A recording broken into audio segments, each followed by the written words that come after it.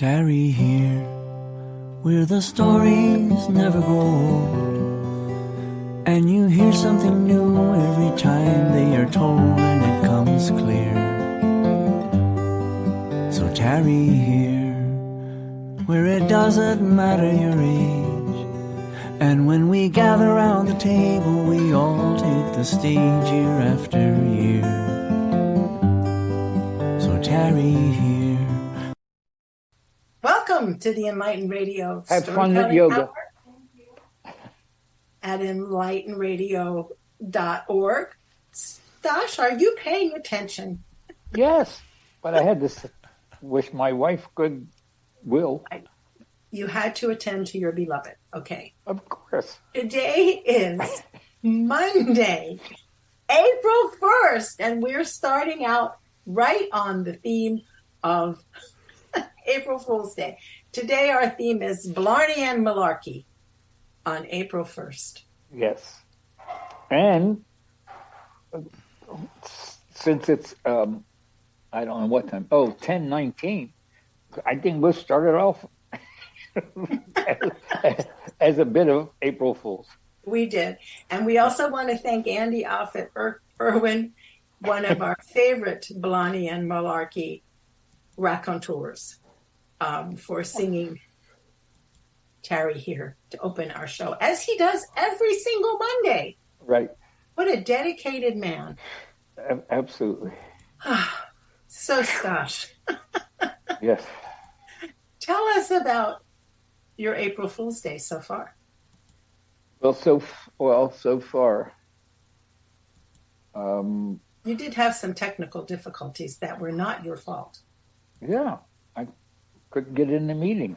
You were kicked out twice. First got in the meeting and then I got kicked out. Twice. And every time I tried to get back in, it said, sorry, but the host has kicked you out. Did it actually say kicked you out? Did it say ejected? Terminated? No, it said kicked you out. Wow. I think that's what it said. Interesting. Well, I'm glad you're back. I missed you. I am too. I was beginning to take it personally. I was like, God, I know Okay. I've said stuff that you and John both disagree with, but my goodness. Anyway. Speak. Okay. Usually you say, how are you doing? But that's okay. I'll just go on about speak. Since you already told us how you were doing. You've been ejected. Okay. You are on a different track today, believe me. Okay. On April 9th at 7:30 p.m. at the Community Center in Shepherdstown, West Virginia, Speak Story series in our ongoing service to the storytelling loving community will present Antonio Roja. And in spite of failing for the first two sessions at Speak Story series this year, I'm hoping to be there in person. I'm hoping you will be too. Yeah, depends on how everything's going.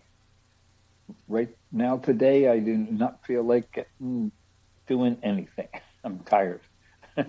I'm sorry. Well, it's all right. It's April Fool's Day. I'm legitimately tired from working this weekend. On Saturday, we moved stuff into my brother's new facility. He's not there yet. He'll be there next Saturday.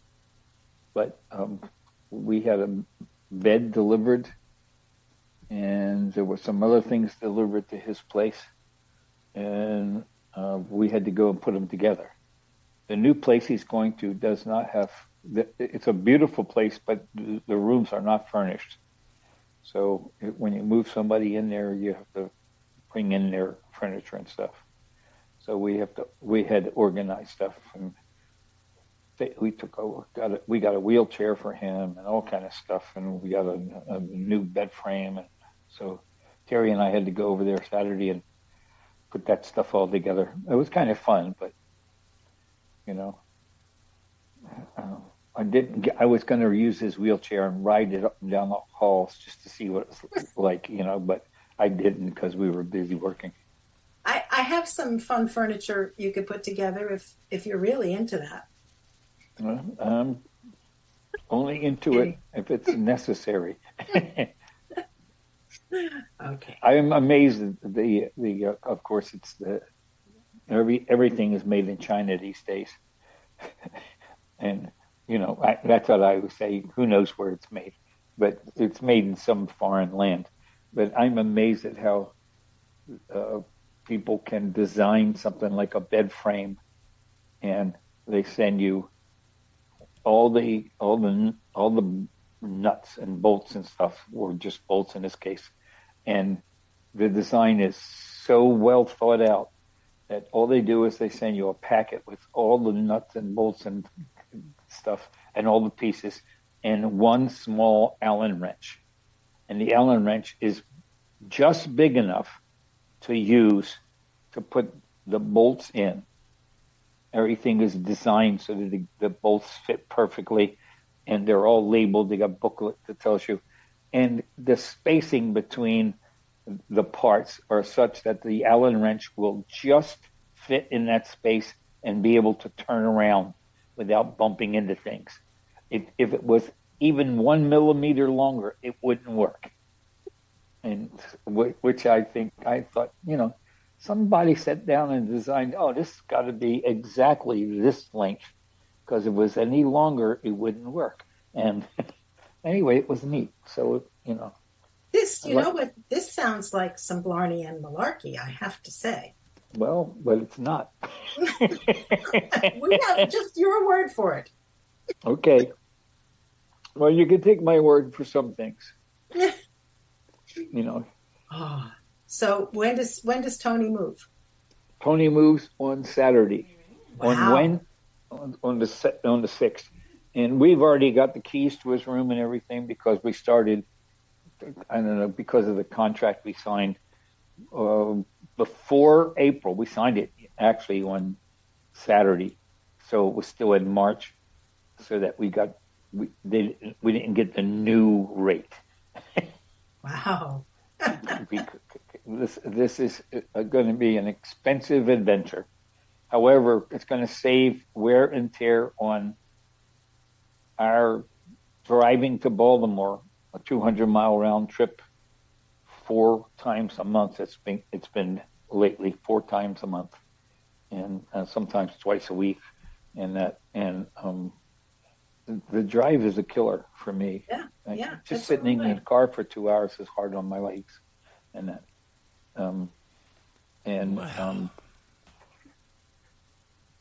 I enjoyed having Tony's. We got a wheelchair for Tony, and we made it all spiffy and made sure it was all put together properly and all the stuff.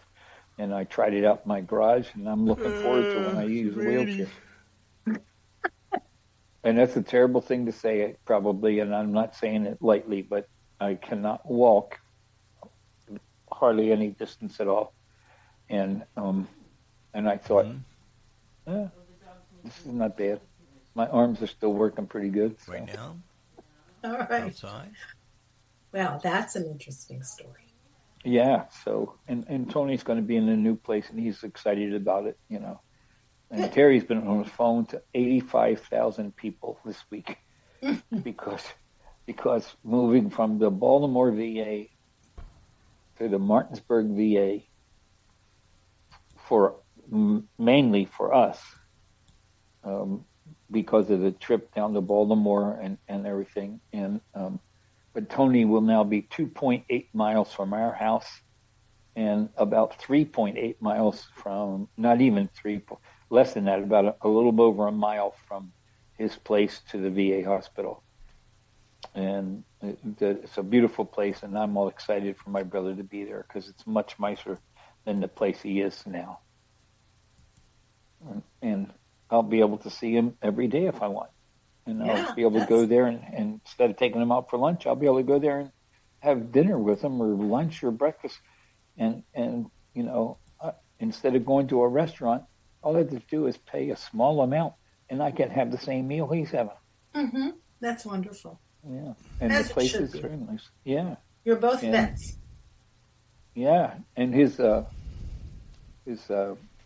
son and daughter-in-law and 2 grandsons are coming up Saturday to pick him up and his TV and his recliner and some other furniture items that he has in his place that we bought for him before.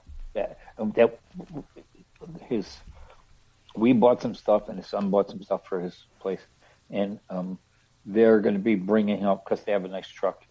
And then on Saturday evening, we're all going to have dinner at Tony's new place in the Harmony place. They have a nice arrangement there that family can come in and have meals with the person who lives there, and it's not pricey.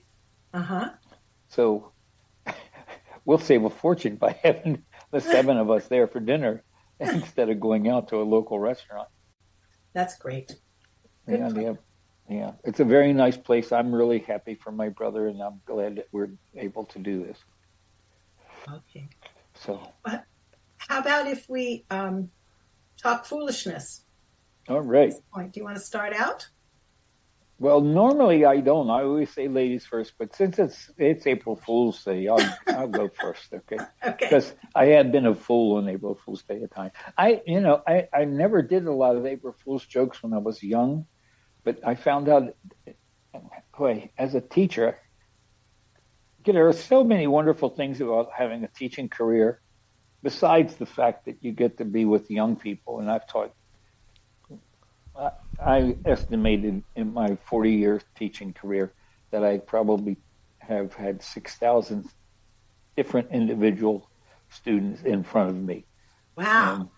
And I think that is, I hope that number is reasonable. I'm not sure. But I did a count one time, a couple years ago. I went through all my memories and stuff. But the great thing about being a teacher is it's a wonderful job. I loved it all the time. But it also affords you the opportunities to have fun, meet young people, and to learn from them, and also to have great Don't forget to send me times that link with them, where you're the thing you want me to and download. to play jokes on. When you get a chance. When I first started with high school, in high school, I taught 31 years high school and 9 years of elementary school. So, and all together in 8 different schools. But the great thing about high school is that I learned, because of how I went to high school, that every Friday is a test day. Test. Sometimes it would be every other Friday because of the schedule. We missed classes or days off or something like that. From like last week, there was a couple of days off in some schools because of the Easter holiday and all.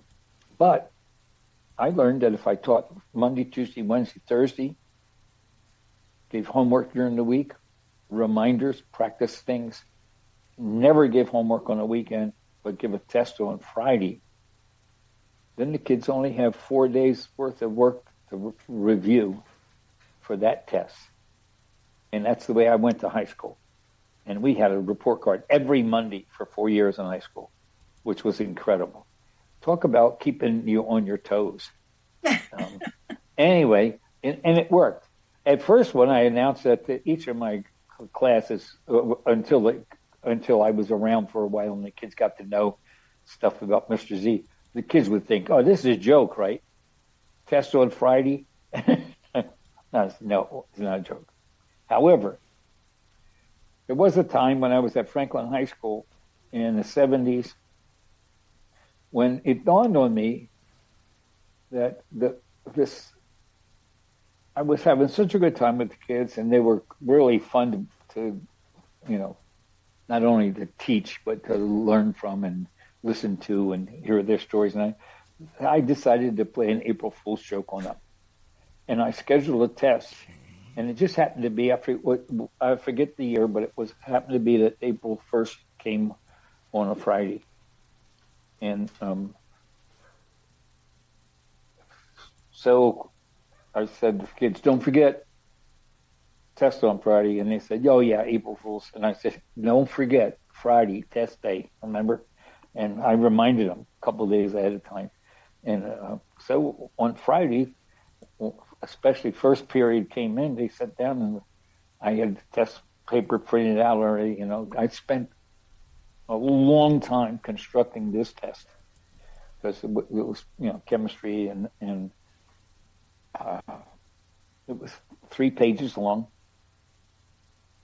and a lot of multiple choice, but also some calculations and it was hard. It was hard enough that if I had given it to a bunch of teachers, they would have been yelling at me because it asked questions in detailed ways and stuff. And some of the questions were really unfair in a sense. It was like, of all the green elements, which is the most radioactive? Which is a bizarre question because there really is no way of knowing that. What do you mean by the green elements? It's like green in the bottle or green when you react them with and as the kids were getting started and at first they thought I was kidding but I was very serious about it, and I just was doing my work up there and I could hear grumbling and stuff like what the heck is wrong with him? I don't remember this stuff, and and it went on and on and on, and classes were 50 minutes. So when the bell rang, some of the kids were finished. I just said, okay, pass up your papers. And they were stapled, 3 pages stapled. I went to a lot of trouble with this test. There were diagrams that they had to check out, stuff on and everything. And I got them all filed up. And there was a warning bell in that school before the end of class to remind teachers to, that the kids were going to be leaving soon and stuff like that. And I collected all the papers and had them. And kids, the second bell rang and they were leaving, and there was a lot of grumbling and stuff. And all of a sudden, and I waited till about a third of them got out of the class, and I had taken a bunch of the papers and I lifted them up and I ripped them in half. and then I said to them, "Don't tell the other kids. Don't tell the other classes." And to their credit, none of my classes told. Wow. I got 4 classes that day. Oh, and it was so much fun. And on Monday, when they came in, we had, I think that was one of the best Mondays ever because the kids were laughing and saying, "I can't believe you asked those questions and everything." Were they questions that actually had answers? Could they have? There were questions that if you had time, like if you had 2 days and couldn't check back in your textbook and stuff like that, you might be able to discover most of them, But there were I did it purposely because I even took some questions out of a graduate course, that I had, that were legitimate chemistry questions, but way beyond high school stuff. And but for most of the kids, and I knew this would happen,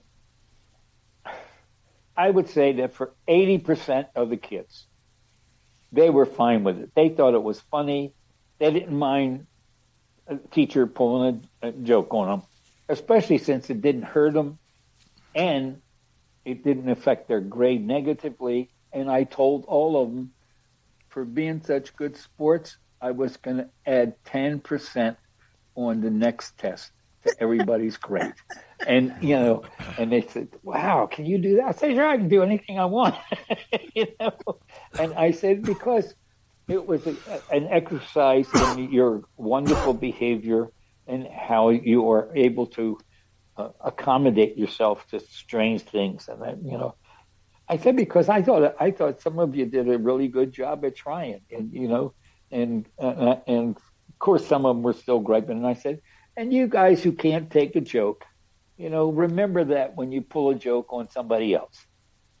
Okay, it was just for fun, and if it really bothers you, I promise I'll never do that again. Ha ha. You. And I never did. I mean, I was a one-time shot. Did any of them get the right answers? Oh, there were some kids that did real well on it. Wow. I had a couple of kids said, I wish you had graded them. And I said, actually, when I tore up those papers at the end of the first class, I only did it in first class. When I tore up those, they weren't the real papers. There was just some papers on my desk that I tore up. And I gave the kids back their papers. And we went over questions. And they had fun. They were like, oh, okay, that was pretty sneaky. But anyway, they got the idea of it, and I think what was good was they got to see me, in a different way, But of course, by the fifth year I was teaching, I was rolling along already. I had become. You were a legend. I had become Mr. Z, and I did a lot of things differently in my class than other teachers did, which was fine as far as I was concerned, because I wasn't convinced that the school system was working properly. So did you take your Blarney and Malarkey to the school board? To the school board? To the administration? And do what with it? You mean, and do something for them? Yeah. Oh, no. I that was still early in my career. It took me about till I was there maybe 7 or 8 years before I started poking the monster, putting the stick in the cage and stuff like that. But I'll tell you a really great joke that someone played on me, and it wasn't April Fool's Day itself, but it was an April Fool's thing. I did a lot of work with kids about drugs and I was a drug counselor, and I did a lot of work with,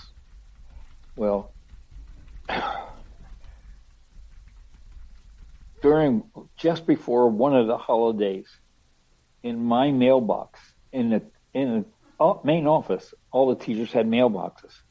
There was a baggie with some green stuff in it. And I got mail out of my mailbox, and this baggie was in the back, and I grabbed it, pulled it, and I looked, I said, oh my God. I thought it looked like marijuana, It had was this April Fool's? It wasn't on April Fool's Day. It really wasn't, but it was in the early spring, and it might have been that week or something. But I grabbed that thing and I walked out of the office and I went to my classroom, and there was a note that said, "You always say you don't, but we think you do. Have fun." And I was, oh my God. So some kids have put marijuana in my mailbox. Oh my God. And I puzzled over it. That was right before first period. So I taught my first class, and I had second period. I had a short break, and so I went up to the office, and I was trying to think, what am I going to do about this? What am I going to do about this? And Mrs. Schmidt, her name was Leontine. Anyway, we called her Lonnie. Mrs. Lonnie Schmidt. She was the secretary. She was the senior secretary. She was wonderful and really smart lady, and had been around for a long time. She said, kind of had a smile on her face. She said, "Oh, Mr. Z, the principal would like to see you if you have a minute." And I walked over to the principal's door, and not thinking at all, I was puzzled about this marijuana stuff. Opened the door, and there was the principal and George Williams, the head of the social studies department, and they were both smiling. And I said, "You SOBs." I didn't say the full word. George Williams said, "Gotcha." And George Williams was a great teaser. He teased a lot about stuff like that. But he said, did you know it was a joke? I said, no, I was scared. The whole first period, I was wondering, what am I going to do about this? Who do I tell? In fact, I came up here to talk to the principal and see what to do. Should I, turn this into the police or something? And they were both howling, And when I came out of the office after a couple of minutes, the secretary said, "What was that all about?" And I said, You don't want to know." But it was a good joke on me, because I spent, a whole period trying to concentrate on teaching chemistry and worrying about what the heck I'm going to do about a bag of marijuana. So that was the principal that you got along with well. No, I didn't get along with that principal that well. I got along with him okay, but George Williams and I were very good friends, and we both really pushed each other's buttons a lot, But George was an older man I thought he was a brilliant teacher. I sat in on a couple of his classes my first year there, because somebody told me, if you want to see a really good teacher who doesn't have to use the textbook and knows how to work with kids, he really was good. George would be in every morning. We'd get in early and read the newspaper. A couple of us would get in early and have coffee and kibitz and look at the sports and stuff like that.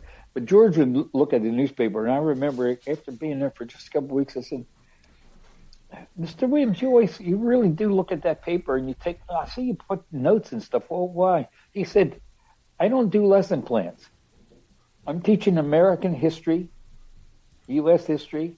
And he said, every day in the paper, there is so much for the kids to learn. And so I just used it as I take a couple of those stories and I use them as a beginning for my class. And we always have great discussions. And each time I visited his class, I was amazed, because it gave me a powerful tool that I used over the years. I would often scour the papers the night before or during the week and pick out stuff about science, because that's what I did, taught science and math, and make notes on it and bring that up in class. And the kids liked that very much. And George Williams was a brilliant educator, because the kids liked talking about modern stuff, even though they wound up talking about, history and stuff. They felt emboldened by the fact that they were talking about stuff about their time too. Mm-hmm. And it was good. Ostensibly, they could know as much as he did. That's right. And I remember him saying, over the years we talked, he said, "You'd be amazed at the number of kids who've told me they never read the paper until they were in my class. And then they caught on that that's not a bad thing to do. You don't have to read everything, but you should look in the paper and see what's going on in your world and see what's happening, and to this day, my father read the paper every morning. He read the morning paper before he went to work, and he was a construction worker who would religiously. And I read the paper every morning. I still do it. First thing I do after I get up in the morning and sit in my chair and I'm finally awake and I open up my iPad. I get the New York Times in my iPad, and I read through the articles and everything. I check the sports lines, the teams I'm following. Like now it's the national basketball tournament stuff. And I've made a habit of doing that, and I still do it. I think it's a great thing. What paper did your dad read? The Baltimore Sun, and we used to get the News American also when I was a kid, but he preferred the Sun. We did get both papers. but he would read the Sun while he had his first 2 cups of coffee in the morning, and Good story. yeah. Wish I had known George Williams. That would have been Oh boy, fun. George, he was a really, really fine educator and a great friend, and I he's gone now, but I do remember a number of times he and I laughed so hard in the faculty room because of some prank we pulled on each other or somebody else, and but he was so encouraging. He was a good mentor, and he was loved by the kids. He was one of those guys where all the kids thought Mr. Williams was okay. Even the kids that you thought were kind of jerky kids, Mm-hmm. they liked Mr. Williams. So I did learn a lot from him. Well, you're reminding me of one of my teachers. So when I get into my story, I will mention him too. But You've been listening, listeners, to the Enlighten Radio Storytelling Hour at enlightenradio.org. I'm Fanny Crawford. And I'm Stasha Olkowski, and we should have a time check. I have 31 minutes. Okay, that's good. I agree. Okay. All right. I do want to say a quick word about Stories in the Round. Susan Gordon will be opening our series on April 22nd, and I will be sending out a MailChimp to everybody whose email address I have. So if you're listening and I don't have your email address, you want to email me at fanitsky@hotmail.com. FANITSKY. I already did. You did. You answered. Right. But we'll be sending out reminders. So let me know if you want to be on that. I'm looking forward to seeing Susan, and I got a lovely thing I wrote to her about Andy Offutt's workshop coming in. I guess that's in July, or is it in June? I forget. July, and he'll be at Stories in Around, right? That's right, he will be. And people are already at, even people who only heard him once years in the past, even if they didn't hear him in the last couple of years, are asking me if he's coming. Yeah, and yes, will you be going to that workshop? Yes, I will. Maybe we could go together. Maybe we could. That would be fun, because then we would have even additional story practice and that's right. And Blarney and Malarkey, right, for the trips both ways. Yeah, we always have a good time in a car. We do. I miss our trips to the radio station now that we can do it all on Zoom. See, Jerry Seinfeld must have heard about us because he had that whole series where he was riding around with people in a car. That's right. I remember those. Because sometimes they were very interesting, and sometimes they were just straight out weird. But I did see them a few times. Right. Lots of Blarney and Malarkey. Well, the reason I wanted to talk about Blarney and Malarkey this week for April Fool's Day is because I had really been thinking about talking about Blarney and Malarkey the week of St. Patrick's Day. But I was way too busy. I was getting ready for the National Women's Storytelling Festival, and I didn't have time to work on another story.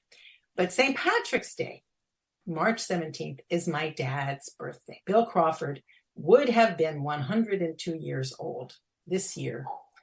He passed away in 2001 after a lifetime of telling Blarney and Malarkey stories.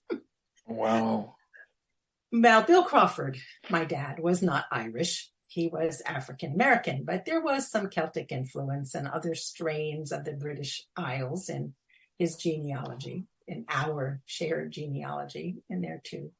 But maybe more important, he grew up in a small town in Western New York where some of his friends in high school were Irish and Italian immigrants who, according to Bill, would woo him out on the town each St. Patrick's Day, knowing it was his birthday.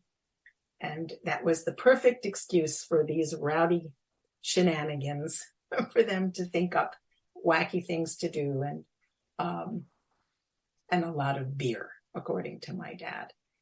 And this phrase, Blarney and Malarkey, that I've been saying for the past half month over and over again, I was reminded of that phrase by a Mark Knopfler album. I have a whole bunch of Mark Knopfler CDs, the very talented and I say multimedia, but really just multiple strands of music, guitarist and singer-songwriter. He has a song called "I'm Cleaning My Gun," Mark Knopfler songs that I particularly enjoy. I think mostly because it has a bluesy beat, and you can tell by the title, it's about people who live on the margins. Cleaning my gun. Anyway, he talks about the nefarious and devious firm of Blarney and Malarkey. And that reminded me of the phrase. But when I was thinking about St. Patrick's Day and April Fool's Day, I looked up the phrase Blarney and Malarkey online and in the Christian Science, and what popped up was an article in the Christian Science Monitor. And there were other options. I could have looked at other sites. Wow. And Mr. Sweeney, of course, had Irish ancestors, and he would often hold forth in class about what the things that he considered Blarney and Malarkey, either those of his own Irish forebears or sometimes just the general social fabric of our community or history. He was quite a raconteur himself, though not in the same vein as my dad's. They had very different interests. Both my dad and Mr. Sweeney were interested in politics, but they were kind of at the opposite ends of the political spectrum, at least as I knew it. And I can remember my dad muttering to himself at the Crawford dinner table in what sounded to me like an exasperated voice, possibly just exhaustion. But if I was telling another anecdote fresh from the mouth of my teacher, and I would hear my dad saying under his breath, "Mr. Sweeney says, Mr. Sweeney says, Mr. Sweeney says," in a very annoyed voice. One of Mr. Sweeney's catchphrases was, "You're all a bunch of cultural barbarians." And then he would hold forth on whatever he thought was so egregious that we didn't know the answer to some questions or something. And that was almost 60 years ago, if my memory is correct.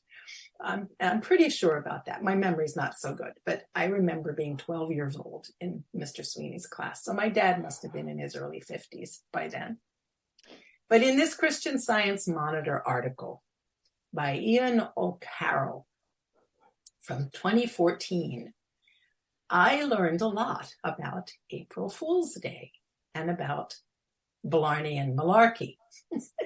So 2014 is a different era from where we are now in many ways, before such cataclysmic events as, the election of a new wave of anti-democracy wannabe dictators around the world.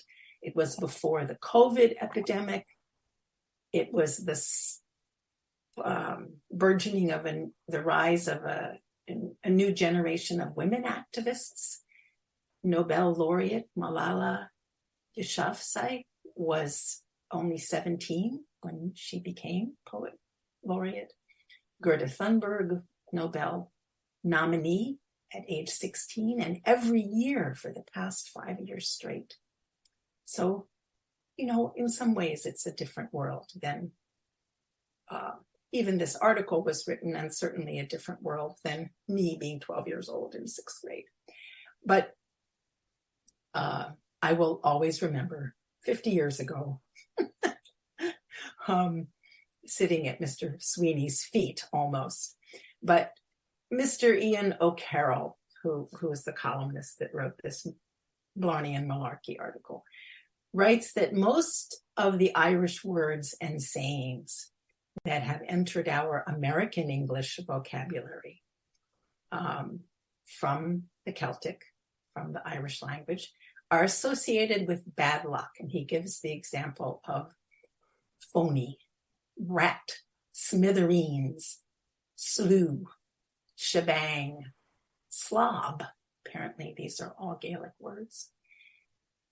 And he talks a bit about the word shenanigans. And I think it was, I'm not positive, but I think that was where I saw the statistic that there's some 40 bars in the United States, taverns and barns, whose name is Shenanigans from the Irish. He also, O'Carroll proposed the union of the progeny of the Shanahans and the Finnegan clans in order to create a new but legendary line of modern Celtic shenanigans. He says Shenanigan is not a surname, but if you crossed the Shanahan and the Finnegan clans, you would have shenanigans. Anyway, he defines Blarney as a kind of glib, flattering deception that takes its name from Blarney Castle, which, Stash, if my memory serves, I think a couple of our storytelling friends have visited Blarney Castle. I don't want to give their names because I'm not positive I have the right tellers, but I know I've listened to stories from at least one or two of them who visited County Cork and went up in the medieval fortress, Yes, the site of the Stone of Eloquence, that rock that's embedded high up in one of the castle's machicolations. I had to look up how to pronounce that word. Those are the gaps in the highest part of the stone walls, allowing castle defenders to drop things onto the heads of everybody else, but specifically invaders in old Ireland. So to be gifted with the skills of a Blarney slinger, you visit the castle and scale the tiny twisting staircase to its peak, usually amidst a long line of American tourists, for the privilege of dangling upside down above the very hard ground 100 feet below in order to kiss the Blarney Stone, which, according to Ian O'Carroll, bears clear evidence of hundreds of years of the lips of international travelers smacking at the Blarney Stone, lipstick among other byproducts. But your certain reward will be a fast-moving tongue, able to captivate any audience with streams of conscious wit and charm, and of course, that tale itself that you would tell of your Celtic escapade will initiate the process, hence the legend of the Blarney Stone. Malarkey, according to Ian O'Carroll, means another sort of poppycock, that which lacks any redeeming value at all. And as part of our American vocabulary, anyway, is usually included in the phrase, a load of malarkey. But I believe this personal passion I have for Blarney and Malarkey came from my dad. May he rest in peace. But today is not, in fact, my father's birthday, but instead April Fool's Day, which is not entirely a different kettle of fish. There are some similarities. To start with, this is an old holiday. It probably didn't originate in Ireland. There's some traditions in the Greater British Isles going back to the 14th century, and there's arguments over whether Chaucer mentions it. There's dispute over whether he's really referring to April Fool's Day and some of his prose and poems. But I did learn of the Irish tradition on April Fool's Day to hand an important letter to someone, to an acquaintance or a friend, and ask them to take it to a very important person. And that person, when they received the letter, would open it, read it, and then ask the victim to take it to someone else, because they couldn't solve the problem without that other person's help, the third person's help. And the letter would move on each time. The person reading the letter would read, "Send the fool further." And depending how foolish the fool, there are tales of that person, the fool, being sent on to 3 to 5 others before figuring out what's going on. I've never had that happen to me, but I can imagine friends who might do something like that. In Carroll's writing, I think he talks about Iran as being the most ancient of the traditions where pulling pranks on April 1st has long been a tradition and is written about in their literature. But Stash, I wanted to tell you about what I read about Poland. So you were shaking. Good. I since you mentioned it, I followed it up. And what did you learn? It's basically a nonsense that is celebrated in Cleveland. Dingus Day. Okay. Well, let me tell you. You're not April Fool's Day. It's a different day. It's Easter Monday. Okay. It's called wet. All I know is what I. So this is not from Carol. This is from Wikipedia, and we've already had our conversation about the need for rigorous research to get behind where information comes from. And I haven't done my rigorous research, but let me quote. In Poland, Prima April is a day of pranks and a centuries-long tradition. It is a day when many pranks are played, sometimes very sophisticated hoaxes prepared by individuals or by the media, which often cooperate to make information is in quotations, more credible, and even by public institutions. Serious activities are usually avoided because every word said on April 1st could be untrue. The conviction for this is so strong that the Polish anti-Turkish alliance with Leopold I, signed on April 1st, 1683, was backdated to March 31st, and there is a citation for that. However, for some in Poland, Prima April ends at noon on April 1st, and therefore Prima April jokes told after that hour are considered inappropriate and very déclassé. All of which, the complete paragraph sounds like it could be a farce. I think it is. I don't believe it. All right. Well, I'm going to do some more research so we can continue this debate at some other time. Oh, okay. Well, I guess I can send you all kind of stuff already from my research. Cleveland. Right. Please do. Yeah, well, even I know a lot of people who live in Cleveland, and maybe I will talk that up with them and share that with them. Right. I just want, anyway. I never heard of anything about April Fool's Day in my background, and so when I just Googled this, how you do that. Did you play pranks on Easter Monday? No, and they said they called that Wet Monday, and Easter Monday was a day of celebrating that Easter had arrived and it was gone and everything, all the celebration was over, and now was a time to rejoice. You don't have to worry about the dead and the resurrection and all that. Now it's just all that is over and you can celebrate. And so what is wet about it? Oh, wet because you can drink. I guess. I think so. I don't know, but I was just amazed when you said it was about Poland. So and see, and it says Dingus Day, which would not be a Polish name, but they do have it, and all about Cleveland in there. I don't know. I have to do more research. Maybe some Poles and it started a long time ago in Cleveland. It doesn't matter. I mean, it's just one of those things.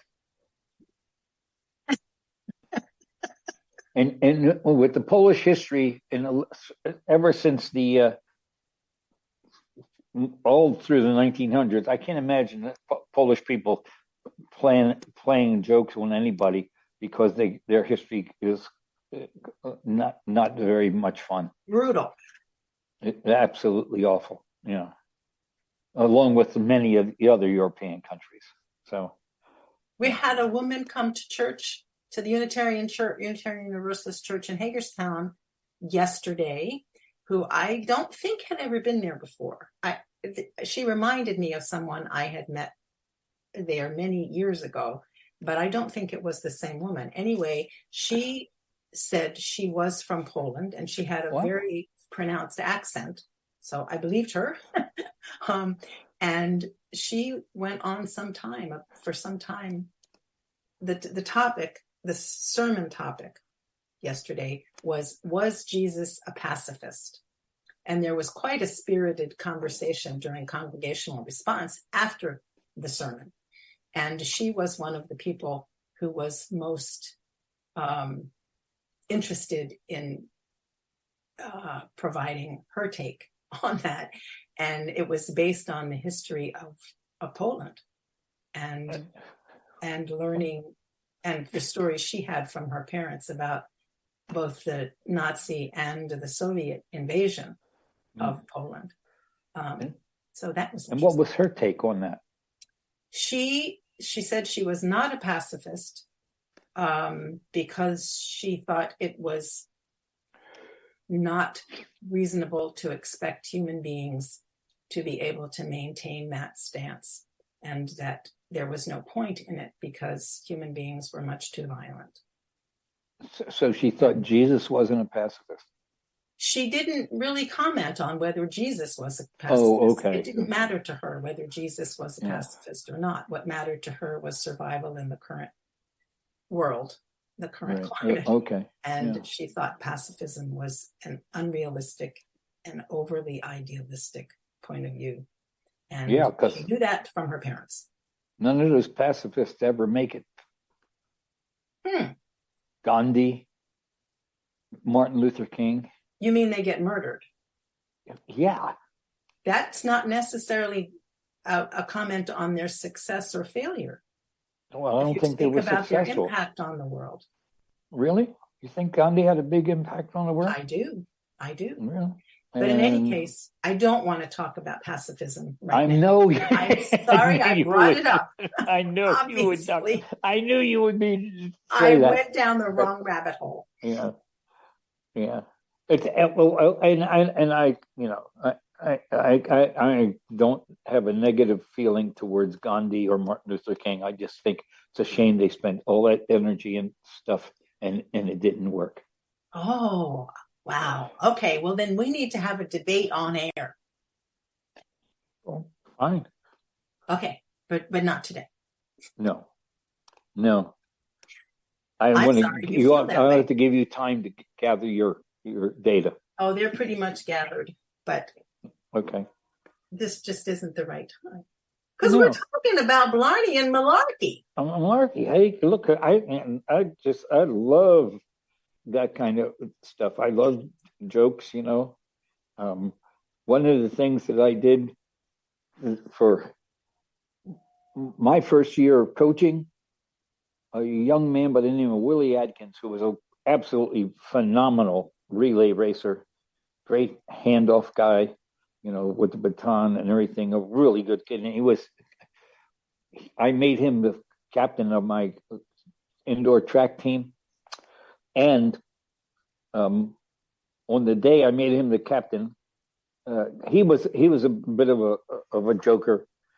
I started my track practice every day by having a short meeting in my room. And I said, "Oh, Willie, something important in my mailbox. Would you go up and get it, please? And I had written him a note saying that he was a new captain of the team, and everything. And that, in those days, that was a big deal. To become captain of sports team was a big deal back in the, this was in the early 70s. And anyway, I said, the whole team was sitting in my room. He went up to the office because this thing, and I could hear him. This is after school, so I could hear him coming down the hall. He's saying, "All right, yay, way to go, coach!" And when he got to my door, and he had to knock on the door because I always had it closed during our meetings, and I was standing inside the classroom holding a whipped cream pie in my hand. And when he opened that door and stepped in, I said, "Come on in, Captain." And he walked in very proud and bold in front of the whole team, and I smashed him right in the face with a whipped cream pie. And it was a shock to all the kids because when I went to the closet and got that pie out, they were going, "Oh, well, what are you going to do with that?" And I said, "Oh, you'll see." Anyway, Willie had played a joke on me the week before, and I wanted to get him back, and I did. And he took it in good spirits. Well, that is a great story. And it was fun. Did he get to eat the rest of the whipped cream? Oh boy, I got hell for it. Okay, well, I want to tell. I'm going to see if I can tell this story in the amount of time we have left because I don't want to run over. Is that okay? Okay. Yeah, go. I'll stop. I've been grieving the loss of our cat for several years. He's been gone for several years now, but I've been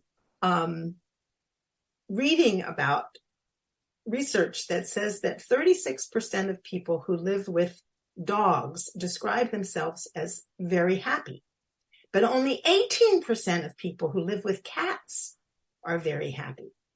And that's a pretty big discrepancy. That's a 50% discrepancy in those two statistics. Mm-hmm. So in my humble opinion, this research is totally frivolous. Anyone can look at a household with a cat or a dog and can see the average dog lives to please. Your dog loves you. Your cat does not really care about your happiness one way or another. The priority is you have to have a working set of thumbs, a can opener, and a credit card. And the cat is perfectly content. But after our cat Earl had been sick for a while,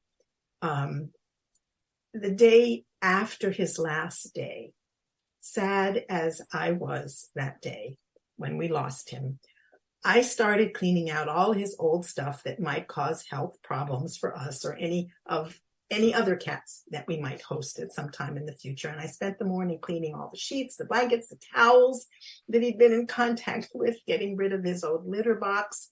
I was even thinking about cleaning floors and rugs. Grief, especially grief tied to house cleaning, makes me hungry. So I took a quick lunch break, just peanut butter on a matzah cracker, unleavened bread of the Israelites, the star of every Passover celebration. In our house, matzah is a regular alternative to bread. It's a staple. And as I put the matzah on a breadboard to start the peanut butter slathering process, I dropped the matzah on the kitchen floor. Remember, I was in cleaning mode and thinking of cat sneeze particles all over the floor. That matzah needed to be sterilized. So I put it in the toaster oven on a rack and turned the temperature to 400. Easy peasy. Well, my husband came into the kitchen just then, and I heard this very odd sound. And I turned to look at the toaster oven. Behind the glass in the oven door, I could see flames. I yanked the electric plug from the wall and quickly opened the oven door, grabbed two pot holders, intending to pull out the rack. Once I had my hand on the flaming rack, I couldn't figure out what I would do with it once I got it pulled out. So I rushed it back into the house and closed the door. And I yelled.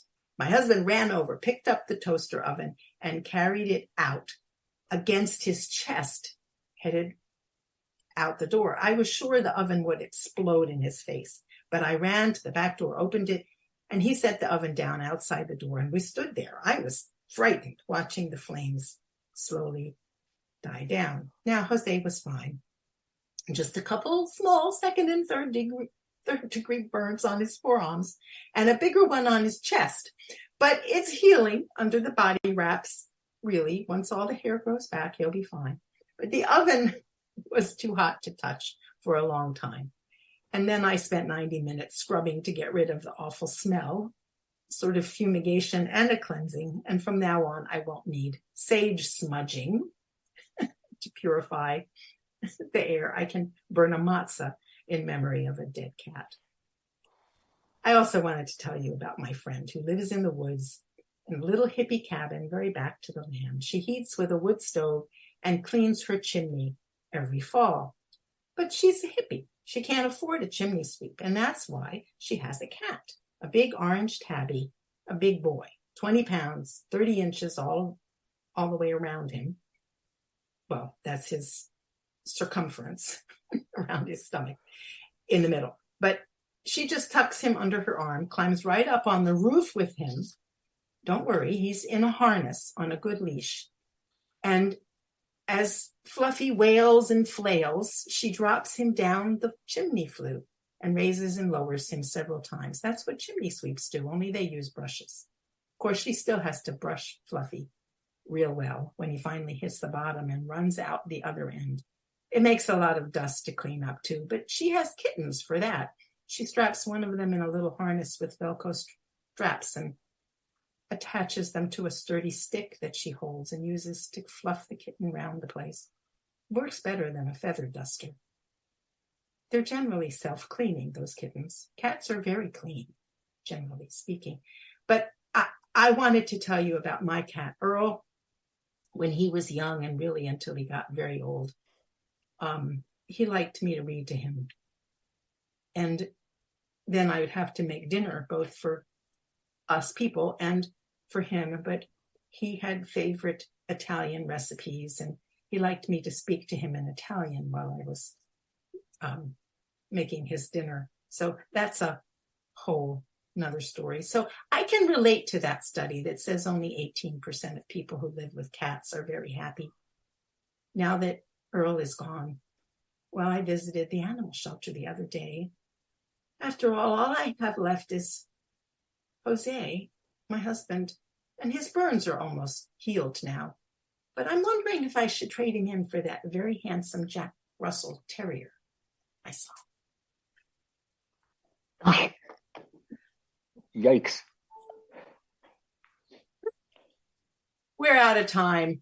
I bet there are. I'd like to look into the studies about that, because I have one of my best friends, Jay Butler, who's passed away, but for 46 years I consider him to be my dearest friend. He often would say to me, "You need a dog. You really need a dog." He always had a dog, and So we'll have a topic for next time. What's the topic? Dogs and cats, pro and con. Oh my Or God. just dogs, pro and con. Yep. This is Fanny Crawford, And Stash Ziolkowski. closing out the Enlighten Radio Storytelling Hour at enlightenradio.org. We are independent community radio broadcasting from Bolivar, West Virginia, Martinsburg, West Virginia, and Hagerstown,